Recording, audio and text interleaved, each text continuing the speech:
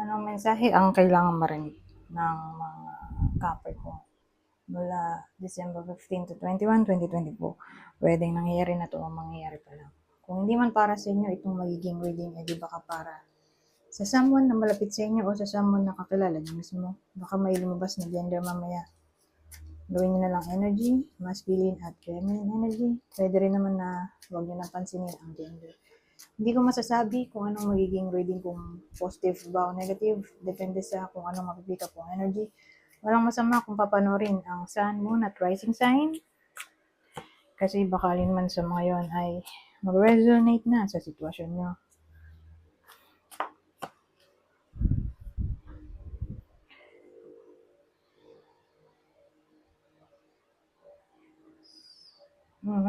So ano to? 3 of Cups, 4 of Swords, 6 of Pentacles, the Tower.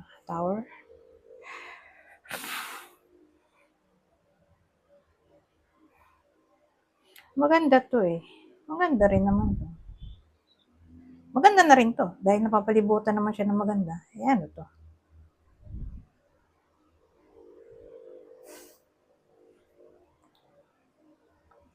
Parang may kakaiba dito sa tower na to.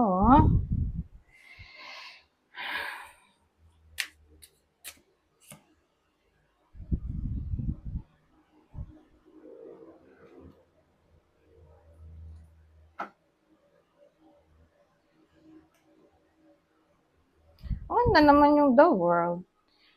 So, I would say, maganda naman yung magiging reading. Dahil, tingin ko positive yung dala ng tower. Kasi usually, ang tower ay anything unexpected. Diba? Na masyushock ka. So, case-to-case basis. Shock o surprise. Mukhakantungan yun.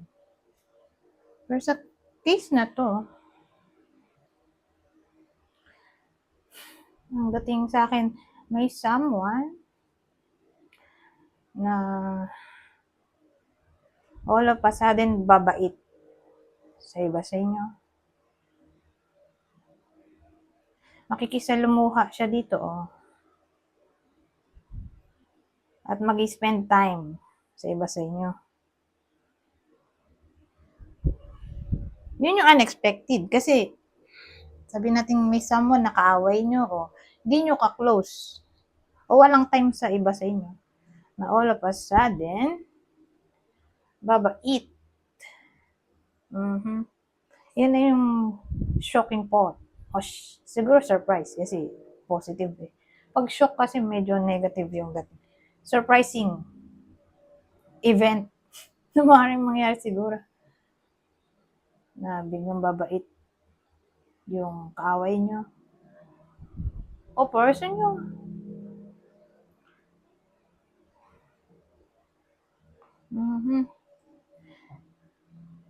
Who knows?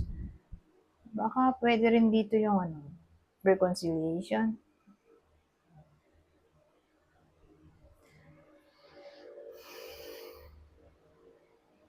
Kasi ano to eh, parang magiging comfortable kayo sa isa't isa.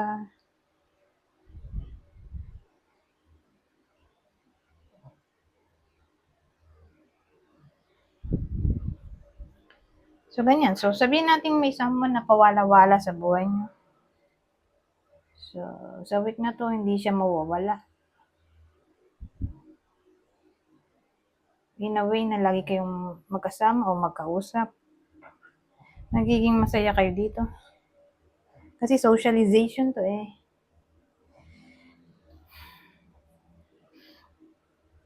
Ito na talaga yung fulfillment. Yung the world. So, kung ito masaya, mas masaya to. Na para bang mission accomplished.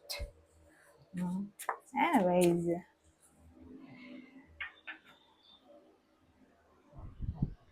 Ano tayo dito? Kung masasabi nito.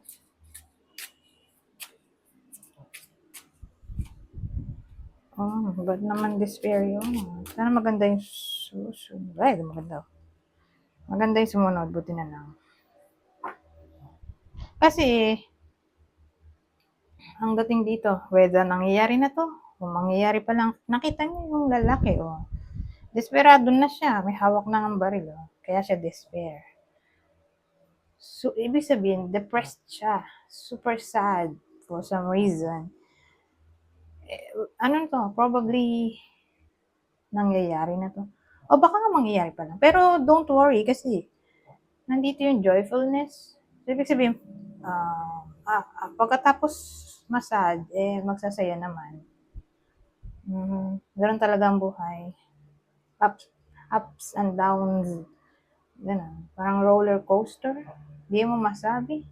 Paiba-iba. Yun na lang ang constant change sa mundong ito. Minsan masaya. Minsan malungkot. Hindi constant yung saya. Diba? Walang perfect eh. Pero at least, diba, magiging masaya in the end. Yun ang kagandahan dito. Hindi permanent yung lungkot. Okay? Gift.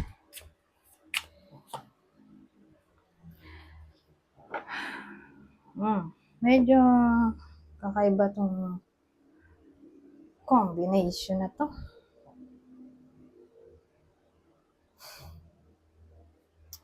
Gift.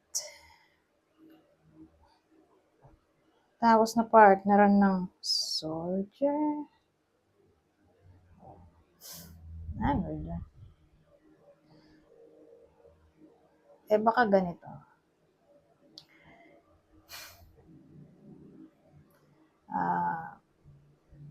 Baka makatanggap, makarinig ng news regarding laws, batas na lang. Regarding sa batas o government, parang may declaration, announcement. O kung dito government, edi HR to. HR, admin, department, o boss, mula sa boss. Someone in authority.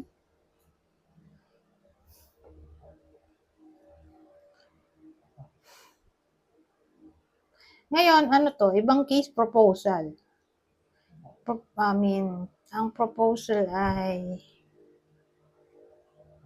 promotion. Yun na yung gift dito. Gift position. Oh. So, may mapopromote sa iba sa inyo. O gift mula sa boss nila. O someone na ahead sa kanila sa work. Baka gift to. Kasi ano Christmas Christmas season o month. So, kung may ka-close kayong boss o anyone na nasa posisyon, may power, politiko, nasa gobyerno, nasa law, yan, baka makatanggap ng gift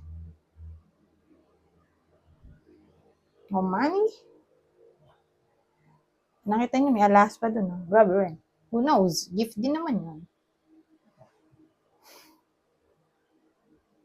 Ngayon, kung munita-munito, baka ang mabunot ng iba sa inyo ay boss.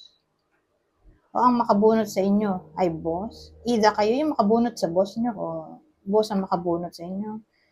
Lalo na kung yung Christmas gift, di ba may ganun? Yung tawag dito. Pag Christmas party, may number o yung bunutan ng pangalan ng ka-workmate, tapos yun yung re-regaluhan mo. Bukod sa monita-monito. So, yun.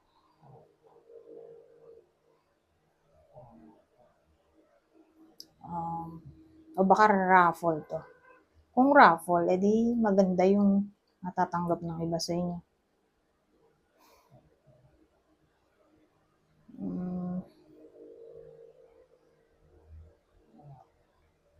Lalo na siguro kung sa lalaki, manggagaling yung gift. Ngayon, ibang case, reconciliation, posible. O sabihin natin may difficult problem yung iba sa inyo. Mukhang ma-overcome nyo yun, matatapos na.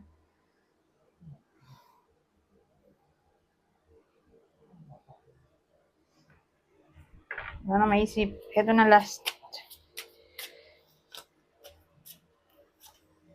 Oh. Pero at least nasa unahan siya. Kaysa siya yung dulo. Well, baka maka-encounter ang iba sa inyo ng F-boy, F-girl. So, pag sinabi mo F-boy, F-girl, sila yung tao na ayaw nila ng commitment at ang gusto lang nila ay yung sex, yun lang.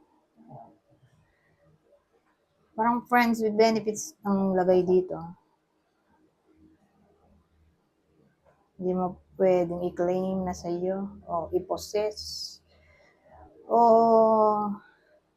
mawala-wala yung tao dito. Baka maka-encounter kayo ng ganon.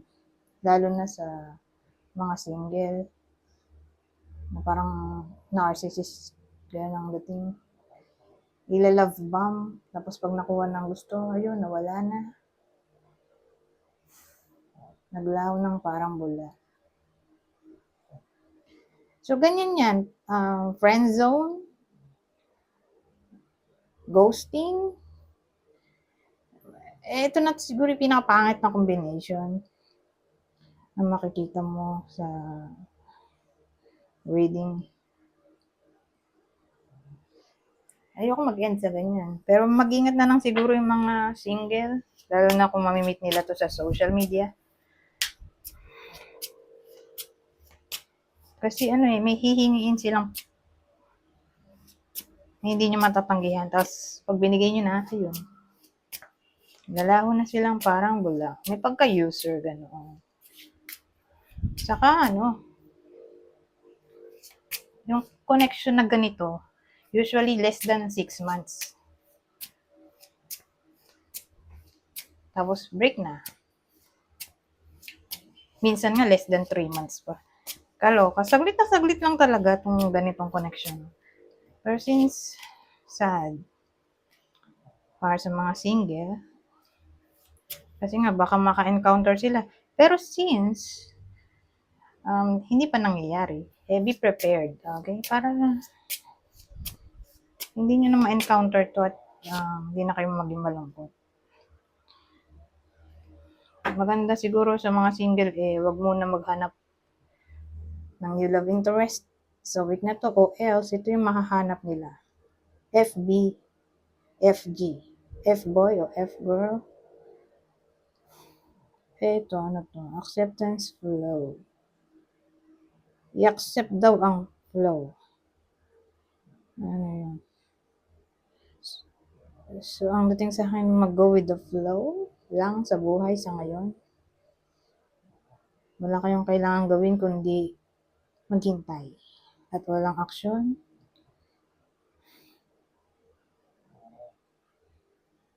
Na gagawin. Ganyan. As in, yung acceptance dito, mag-go with the flow lang. So, week na to. Anyways, hanggang dito na lang. Goodbye. Wow.